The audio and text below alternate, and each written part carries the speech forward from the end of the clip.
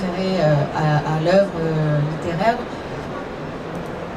Oui, et puis de se référer au travail d'un traducteur qui aurait fait ce travail-là avant. Donc voilà.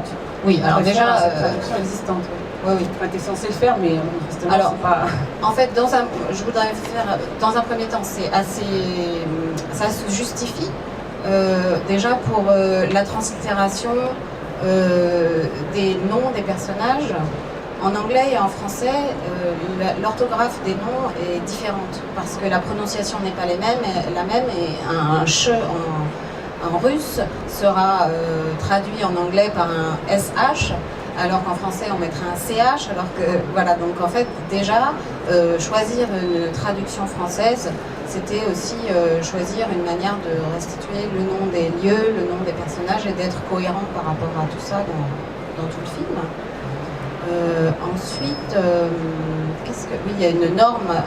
Je suis allée relire l'article de Hélène Henry sur le site de Translittérature sur cette norme ISO 9 que personne n'applique. En tout cas, nous, on ne peut pas l'appliquer parce que, par exemple, le nom de Pouchkine s'écrit avec cette norme P-U-S-K-I-N avec un accent circonflexe inversé sur le S. Et là, quand je dis qu'on doit être très précis et qu'un sous-titre, ça doit claquer, Pouchkine écrit comme ça, le spectateur se demande de quoi ça parle et puis il rate les 3 sous-titres suivants. Donc voilà, pour ça, déjà, on peut. Myriam Père, qui était la distributrice, et le distributeur, c'était Universal, enfin la directrice technique, avait choisi cette version. Donc on s'y est référé pour ça.